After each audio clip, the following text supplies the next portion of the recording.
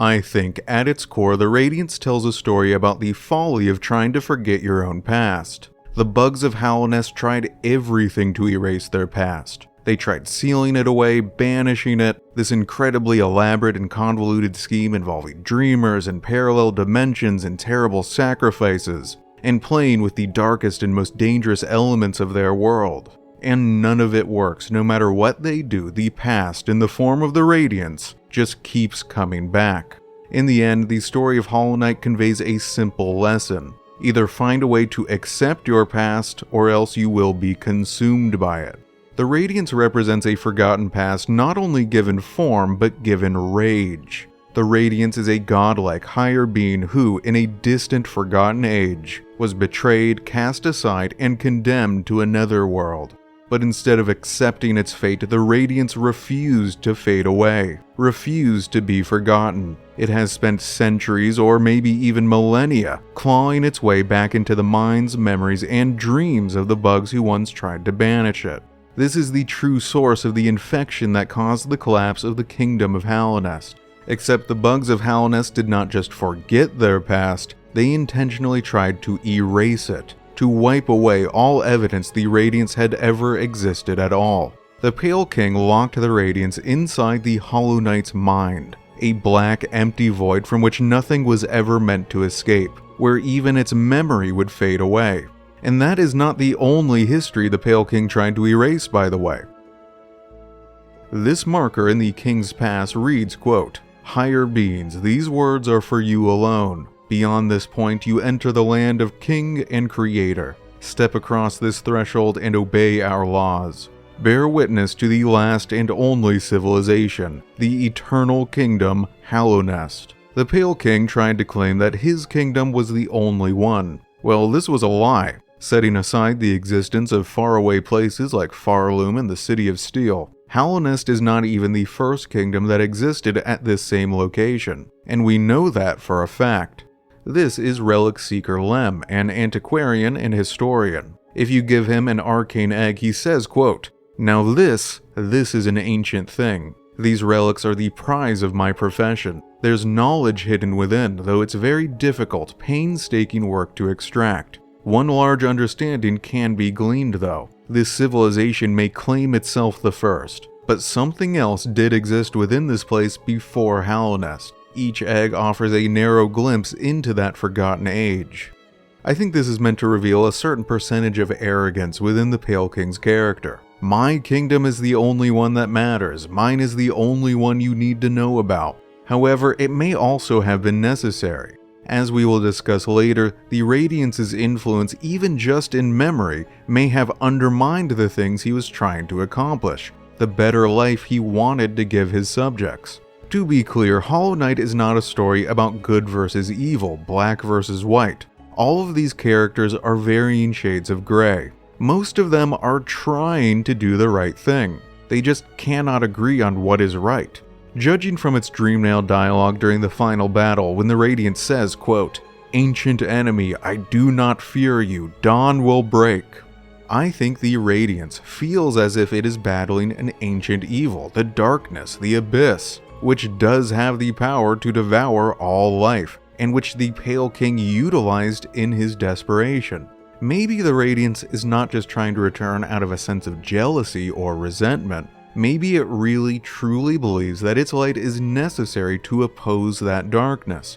However, whatever good intentions it might have had have long since been twisted by centuries of pain and anger. But before we dig into that, let's talk more about the past. What can we know about the Radiance's life here before its banishment? Well, there is only one physical remnant remaining of the Radiance's life in Hallownest, and that is the ancient statue standing atop Hallownest's crown. From the statue's prominent location at the highest point in all the land, we can make some educated guesses. The Radiance was a figure of great importance in its time, probably a focal point of worship, possibly even a monarch. Maybe the Radiance ruled over a kingdom of its own. The glowing markers here are very similar to those the Pale King erected in the King's Pass to communicate his authority to newcomers. So perhaps the Radiance communicated with its subjects in a similar manner. Maybe these markers were commandments or records or memorials.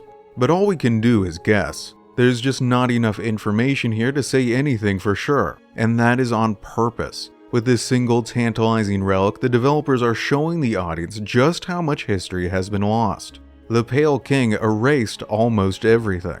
Actually, there is a second source of information about the Radiance's former life here. That is the Seer, but we will talk about her more later. The closest the game ever gets to explaining the Pale King's motivation is this lore tablet, which can be found in his workshop in the White Palace, which reads, quote, "No blazing kin, only one light shall shine against the dark. The worm becomes beacon, minds expanded, to yield, to devote, eternity in promise, and charge in progeny cursed." Blazing kin here must refer to the Radiance, but it does not say why no blazing kin, why he felt there must be only one light in Hallownest. Which is especially fascinating because otherwise, the Pale King's rule was characterized far more by compromise and diplomacy than by force or oppression. We have evidence that he negotiated treaties and alliances with the Mantis tribe, the Moths, the spiders of the Deep Nest, the mushroom-like creatures of the Fungal Caverns, the bees of the Hive, and the greenkin of the Green Path. Compare this to the way the Citadel of Farloom just absolutely crushed every other group in their local region. The Pale King is positively benevolent by comparison. However, for some reason, he was unable to negotiate with the Radiance. Or maybe he never tried in the first place. Maybe, judging by how violent and jealous its behavior is in the present, the Radiance refused to work with him, to relinquish even an ounce of its own power. Or maybe the Pale King was at fault. Maybe he refused to compromise his vision of an idealized perfect kingdom by accommodating the needs of a fellow blazing kin. As I will discuss later in this video, I think there is a third possibility here, that these two godlike creatures symbolize two opposite ideas, which cannot live in harmony with each other. But for now, whatever the reason, all we know is that by betrayal and treachery, one destroyed the other. Not just physically, but mnemonically. The Pale King destroyed all memory of the Radiance. As the Seer says, quote, "None of us can live forever, and so we ask those who survive to remember us. Hold something in your mind and it lives on with you. But forget it and you seal it away forever. That is the only death that matters." This was the Pale King's greatest mistake. His kingdom was marked for ruin before it ever got started in the first place.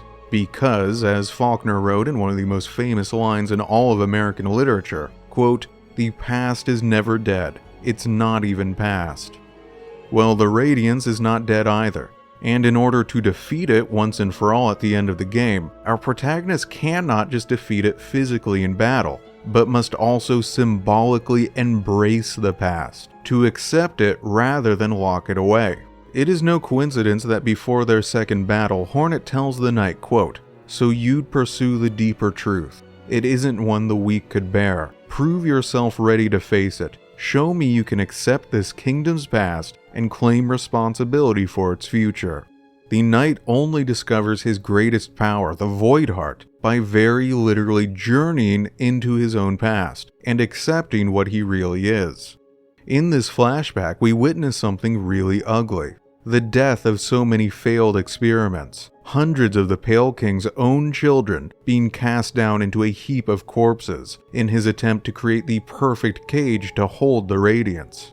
This is a memory so shameful that the Pale King tried to forget it. The marker on the seal he left on the door reads, quote, "Our pure vessel has ascended. Beyond lies only the refuse and regret of its creation. We shall enter that place no longer." But this is a repeat of the same mistake he made by trying to erase the Radiance in the first place. That is not how memory works.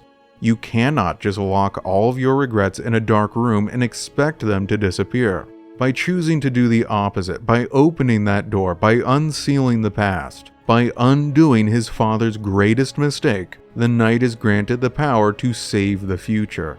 I believe this theme is reinforced by the characters of Sly and Bretta. When the player first encounters both of these characters, they are trapped in a haze, the first stage of the infection. When the knight interacts with them, they speak to bugs who are not actually there. It becomes clear that they have both become lost in their own memories. And Sly and Bretta have something else in common too. They are both trying to move on with their lives, to give up their past. Sly is trying to abandon his former life as a nail master to become a simple shopkeeper, while Bretta is trying to get over a traumatic past relationship in which she was abandoned. The infection worms its way inside their heads through memories they would rather forget. And this theme is further reinforced in Silksong when Hornet journeys into her own memories to retrieve the power to resist the void and save Farloom. But let's pull back a little bit here. Along with being a personification of a past that refuses to be forgotten, the Radiance is also a character, with a backstory and motivations, personality which we can dissect. So let's spend the rest of this video doing exactly that. The Radiance is defined more than anything else by the emotion of rage. And this rage is so overwhelming it destroys even its allies. This is the Moss Prophet, a greenkin who has become infected. And instead of fighting that infection like so many others, this guy chose to embrace it. It spreads a message of hope to the other greenkin, preaching, quote, "Oh, radiant being, we are blessed, your rays touch us, your warmth fills us. Howlnest is born again, united in your blazing image. Oh, light is life, beaming, pure, brilliant. To stifle that light is to suppress nature. Nature suppressed distorts, plagues us. Embrace light, achieve union, oh, ah." And what is his reward for devoting himself to the Radiance, for doing everything in his power to aid its return? Well, if you return here later, you will find that the Moss Prophet's body has burst like an overstuffed water balloon. The infection has exploded out of his flesh. The Radiance, in its fury, has lost all control. It has become a force of total destruction, more of a natural disaster than an intelligent being. Its relentless power pouring out in all directions in its desperation to escape, crushing both friend and foe underneath in the process. Its return must be stopped, not necessarily because Radiance is evil, or even really a villain, but because it would kill everyone who is left alive in Howlnest, and not even on purpose. It is just so lost in anger that it cannot stop itself. In the final act of the game, when the crossroads are overcome by the infection, as Radiance's return grows closer, the bugs here get twisted and malformed, driven by a very literally explosive, uncontrolled rage, destroying themselves in their attacks. And it is not just the bugs, but the Earth itself that has become sick, transforming into an alien and otherworldly environment. If the Radiance really did succeed in breaking free, even if it deserves to break free, all of Howlnest would be transformed in a similar way. The few survivors left, like Hornet, the Mantis Tribe, the Nail Masters, the residents of Dirtmouth, would all be destroyed. We have discussed the theme of the corrupting power of anger extensively on this channel before. I have spent a lot of time analyzing the story of the God of War series. In a very similar way, when the character of Kratos surrenders himself to his rage, to avenge his sense of betrayal, he transforms into a nightmare, slaughtering anyone who gets in his way, unleashing terrible calamities and plagues upon the innocent people of Greece. Both of these stories repeat the same basic truth. Your anger will turn you into a monster. Let's look at two other examples in the game. This is Myla, a cutesy little bug with a love of singing, who journeyed to Howlnest to mine the valuable crystals here. When the player first encounters her, she has not yet been touched by the infection. Her attitude is friendly and positive. She enjoys the company of the knight. However, if you return after acquiring the Dream Nail and peer into her thoughts, you will see something troubling. She thinks, quote, "I'm so close, keep singing crystals. Keep singing so I can find you. Keep whispering crystals. I can almost hear what you're saying." Myla believes the voice she hears in her head is the crystals, but she is wrong. This is the beginning of the infection. Radiance's thoughts are beginning to flow into her mind. Softly at first, quietly, but soon it will grow louder and more insistent. On an interesting side note, at first Myla cannot remember the words of the song she is singing. But as the infection progresses, her memory improves. further reinforcing this connection between the infection and the forgotten past. Anyway, moving on, when you return later, she has fallen into a stupor, rambling incoherently. If you dream nail her again, you will see something even more disturbing. She thinks, quote, "How much longer? Kill it. How much longer? Dangerous. How much longer? Kill it. How much longer? Kill the empty one. How much longer must I dig?"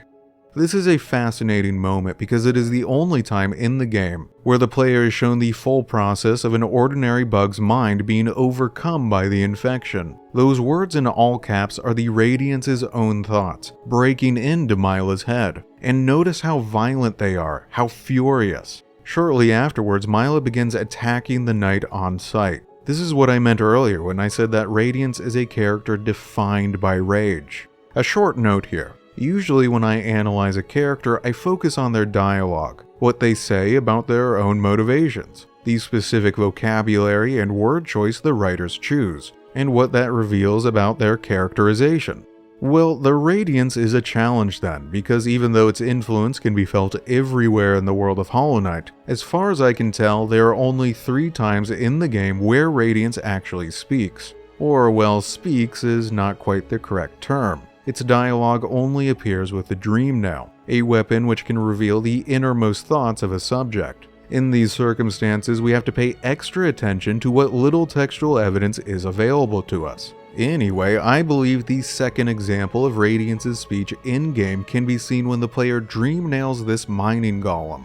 This is an ancient automaton programmed to complete simple tasks, and it does have thoughts of its own. When you dream nail it, at first those thoughts are ordinary and focused on work. Basic commands like dig and lift and drop. However, as the knight approaches, those commands quickly begin to change. A voice repeatedly demands that the golem follow and obey, and then the earlier mining commands are replaced by the obsessive and violent repetition of crush, crush, crush, crush. This is very similar to what we saw with Myla. The golem's programming appears to be getting overwritten. It is so overwhelmed by the violence of these orders that it explodes. That sounds a lot like the Radiance to me. I think it is forcing its way into the very simple mind of this automaton too. The strange thing is that unlike Myla, the golem is not actually alive. It does not have any dreams of its own. Instead, what it has is a heart made of crystal. And so let's talk about these crystals. In this quotation, the Elder Bug says that travelers come from all around to mine the valuable rock forms contained within Crystal Peak. Many of them even ignore the treasures of Hallow Nest itself. In her dialogue, Myla mentions that the crystals are, quote, worth a fair bit. Here, Izelda questions what makes the crystals, quote, shine so brightly. And in his dialogue, Quirrell claims that the crystals contain a sort of energy, similar to, but not quite as powerful as, the soul harnessed by the bugs of Hallow Nest. The player can even witness this power for themselves. For example, during the battle with the Crystal Guardian, who unleashes it in these deadly blasts of energy. So what is going on here? What is the source of this energy? Why are these crystals so valuable? Well, I think that is at least partially answered by the whispering root found in this region. When dream nailed, it whispers, quote, light refracted, energy contained. So light has been refracted within the unique structure of the crystal, which can then be unleashed as energy. But where did this light come from? Have you ever noticed that there is no sunlight on the surface of Hallow Nest? The sky above Dirtmouth is permanently dark and shadowy. But there used to be.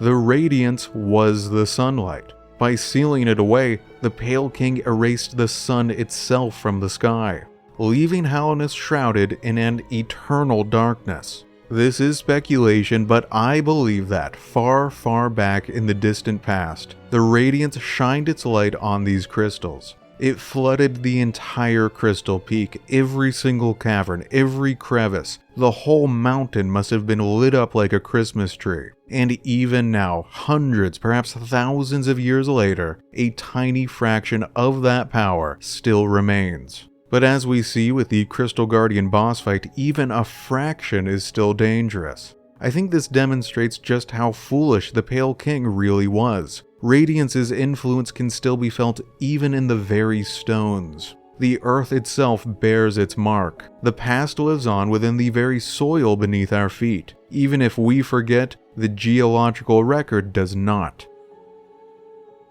Moving on, there is a third and final time when Radiance speaks on screen, during its boss fight at the end of the game. Before we examine that dialogue, let's take a closer look at Radiance's visual design. The Radiance begins the battle as a distant shining object in the sky, very intentionally meant to resemble the sun itself. This is a creature composed of pure light.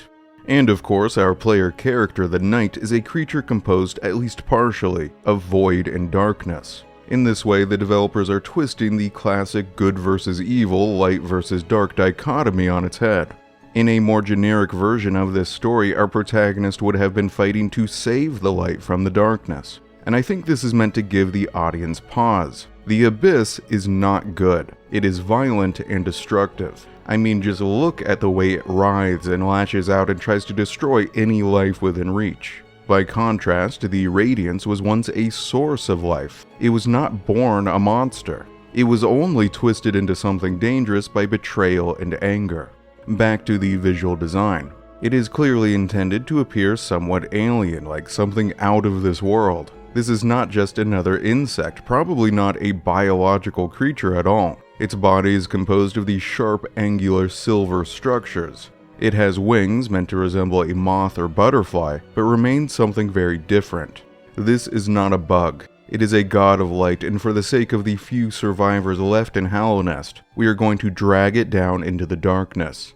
If you manage to dream nail the Radiance during this encounter, it says, quote, "Ancient enemy, I do not fear you. Let me be free. I will not be forgotten. Dawn will break. The light cannot be consumed."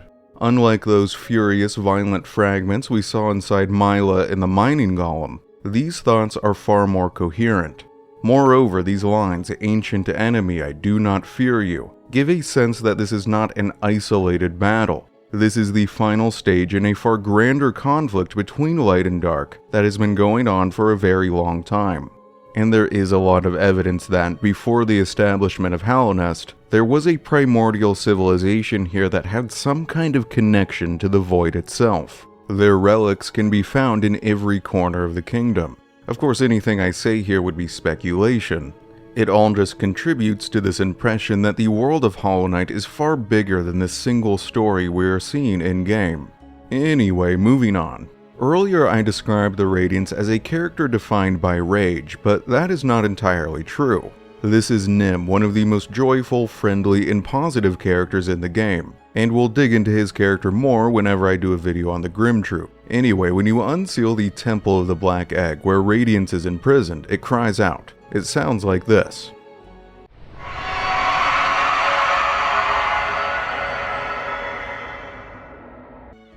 Afterwards, if you speak to Nim, he reacts to that sound, saying, quote, "Dear friend, I heard a violent scream from below. Even my song could not mask such a horrible shriek. Was it pain or rage? I find I'm rather sensitive to such things." This single line completely changed my understanding of the Radiance's character. It is not just a monster, it is a creature in pain.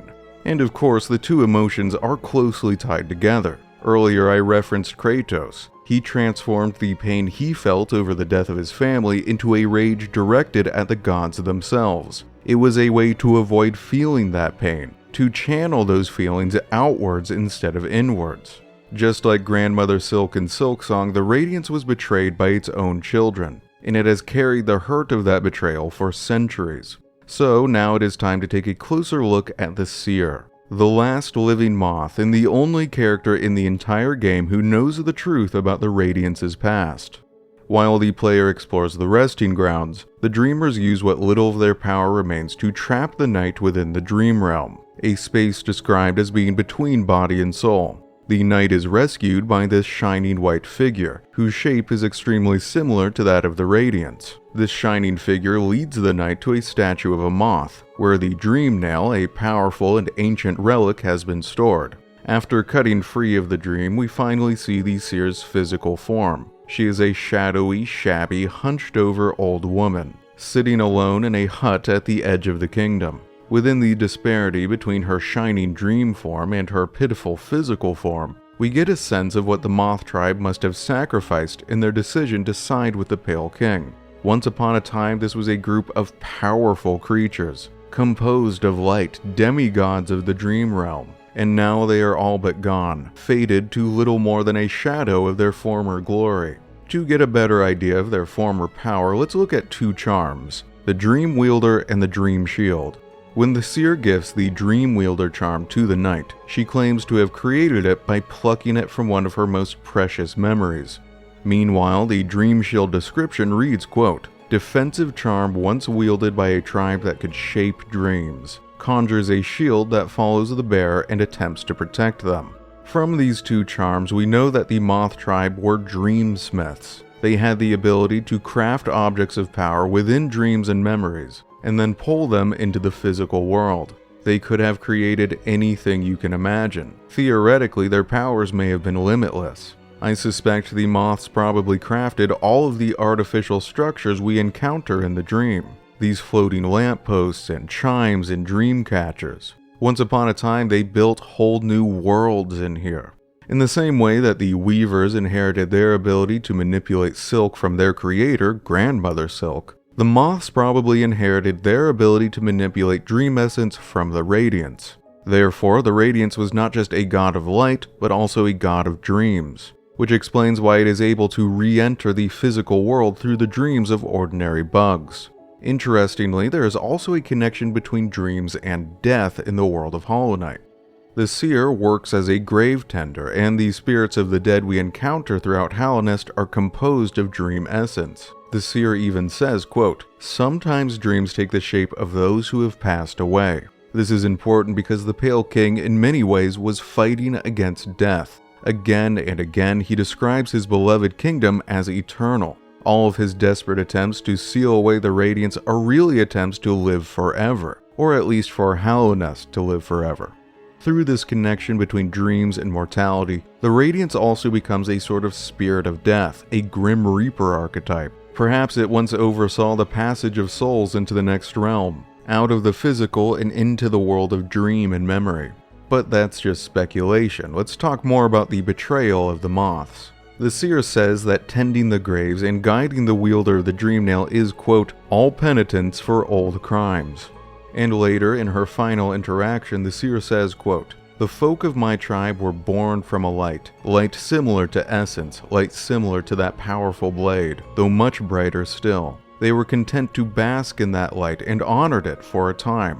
But another light appeared in our world, a worm that took the form of a king. How fickle my ancestors must have been. They forsook the light that spawned them, turned their backs to it, forgot it even. And so this kingdom was born from that betrayal. But the memories of that ancient light still lingered, hush whispers of faith, until all of Hallownest began to dream of that forgotten light. Ah, but what's done is done, and so am I. The wielder has at last appeared, and I've held the memories of my tribe for long enough. It is time for us to be forgotten too. Don't remember us, wielder. Don't honor us. We do not deserve it. I'm sorry, light, radiance. I remember you." This is the only instance in the entire game where a character refers to the Radiance by name. No explanation is ever given for why the Moths forsook the light which spawned them. Perhaps we can find some clues in the relationship between the Weavers and Grandmother Silk in Silksong. The Weavers felt stifled by the domineering presence of their supposed mother, as if they were slaves rather than true children, and they rebelled to gain the freedom to choose their own fate. Maybe the Moths were driven by similar motivations. Or maybe the Pale King offered them something better, seduced them with his dream of a grand, everlasting kingdom, a vast community of bugs working together for a common cause. Whatever their true reasons, it is notable that the seer describes her ancestors' betrayal as a crime, which implies that it was not justified.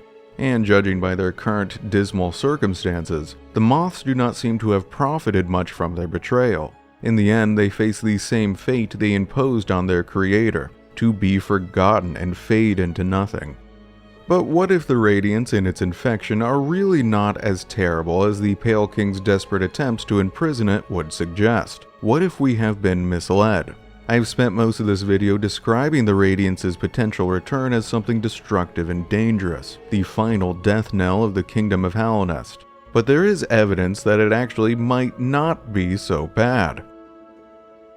This is Bardoon, a strange creature who possesses more knowledge of the kingdom's past than perhaps any other living character, besides the seer. It is he who tells the knight about the origins of the Pale King, that he was once an immense godlike being, the worm, who cast off his glorious shell and transformed into something closer to an ordinary bug. Bardoon also reveals something very important about the Radiance. He describes the infected bugs as, quote, simple minds lost to light. Theirs is a different kind of unity, rejection of the worm's attempt at order. I resist the light's allure. Union it may offer, but also a mind bereft of thought. To instinct alone a bug is reduced. The use of that word union here is very interesting. The Moss Prophet said something similar, that all of Halonest would be united in your blazing image. There's a lore tablet in the fungal cavern that seems to describe a hive mind using that same vocabulary. Quote, strength in the shared self, strength in the mind united. In every bug that would pass upon our roads, only the melancholy of disparity. So, it sounds like the Radiance's infection is actually uniting the bugs of Halonest in some form of hive mind, which, according to Bardoon, clashes with the Pale King's attempt at order, his higher civilization. However, under the Radiance's influence, while the bugs do gain unity, they lose something else. As Bardoon said, to instinct alone, a bug is reduced. The Pale King did not just raise the bugs of Halonest physically, but also mentally. According to his own words in this journal in the workshop, he, quote, expanded their minds. Another lore tablet says that Halonest grants a, quote, precious mind, which must be relinquished upon departing. The lines in the opening poem of the game suggest something similar. It describes the bugs of Halonest prior to the Pale King's arrival as, quote, savage souls, and that under the Pale King's watch the bugs, quote, changed. Base instincts were redeemed, a world you gave to bug and beast as they had never dreamed. And this idea is further reinforced by one of the records contained in the teacher's archives. This one appears to describe both the Pale King, who is referred to by the term Kinglight, and the Radiance, who is referred to by the term Old Light. The Pale King is associated with, quote, growth, while the Radiance is associated with, quote, ungrowth, probably meaning regression. So the contest between the Pale King and the Radiance is less of a battle between good versus evil, or even a contest between two competing monarchs, and instead a confrontation between civilization and nature, between past and future, progress and tradition. We, as intelligent humans living in modern society, have a tendency to assume that civilization and growth and progress are automatically good. The smarter you are, the better you are. And so the Radiance, which threatens to reduce bugs back to base animal instinct, seems like an almost existential threat. However, the story of Hollow Knight never treats any theme in black and white terms. Everything is complicated. Sure, their newfound intelligence allows the bugs of Halonest to achieve incredible things, but it also led them to commit their most despicable acts. The most intelligent bugs in the City of Tears are the scholars of the Soul Sanctum. And just look at how many bugs they slaughtered and drained of soul in pursuit of their twisted experiments. There are hundreds or possibly even thousands of corpses stored in the depths of their chambers. So the Radiance's regression into a simpler form of intelligence is not portrayed as inherently evil. There is an argument to be made that maybe these bugs were better off without civilization. However, judging by the dialogue of infected bugs we dream now, the Radiance's new hive mind does not seem a very pleasant experience either. These bugs think, quote, am I sleeping? I can't wake up. I'm not dead. From these quotations, they do not seem very happy to me. The bugs of Halonest are trapped between two extremes, two competing gods pulling their minds in opposite directions, and tearing them apart in the process. This is why the Radiance and the Pale King could not negotiate any agreement or treaty. They represent fundamentally opposite values. But there is one big exception. There's one group of bugs who managed to resist both integration into the Pale King's advanced civilization and falling prey to the Radiance's infection. And by the way, that infection is pretty crazy. It is not limited to just the intelligent bugs of Halonest. It consumes nearly every single living creature in the entire region, all the way down to the simplest of single-cell life forms. But not the Mantis tribe. They remain unaffected. How is this possible? Well, it does seem that those with a strong sense of duty and purpose or a sense of self are less likely to fall prey to the infection. For example, the Nail Masters, Bardoon, the Seer, even Zote falls under this category. Some of the Fools of the Colosseum too. The Mantises are an entire tribe united by an unshakable sense of purpose and honor. But I think there's something more going on here too. Most of the other tribes of this land were unable to reconcile their past with their present. As we've discussed at length, the bugs of Halonest tried to erase their past. The moths forgot their own creator. Another example is the Greenkin, who long for a lost past, to return to the dream from which they came. The weavers of the Deep Nest were running away from their homeland. The mushrooms and the bees and the spiders all made compromises with the Pale King. They all gave up something. Only the Mantises maintained total independence. They are the only culture that remained entirely unchanged by the Pale King's arrival. Even the spiders, who did not accept his rule, still accepted his daughter, Hornet, into their tribe. Their leader, Hera the Beast, accepted a role in his desperate plan to erase the past. But again, not the Mantis tribe. As long as they hold tight to their ancient traditions, to their connection to a shared history, the Radiance cannot penetrate their dreams. If the Pale King had found some way to do this, to reconcile past and present, to acknowledge what had come before, that his was not the first or only kingdom, and that he was not the only ruler this land had ever known, perhaps his kingdom could have been saved. However, even as he raised his subjects up into new heights of intelligence, he also kept them trapped in ignorance. By erasing their past, he doomed their future. The bugs of Halonest had no protection from the infection, because they did not understand what it was or how it was entering their minds. The Radiance does symbolize a past that refuses to be forgotten, but it is also a god of light in dream and death. These should have been natural and normal parts of life, but when the Radiance was betrayed by its children, it became twisted by rage and pain. It became both victim and monster. Light transformed into something burning and all-consuming. Dreams were twisted into nightmares, and death was no longer final. Instead, the bugs of Halonest became trapped in a living nightmare from which they could never wake and never die. Of course, however much we may fault the Pale King for his arrogance in trying to build a so-called eternal kingdom, for refusing to accept its natural end, and the extreme methods he resorted to keep it on life support, the Radiance commits the exact same sin.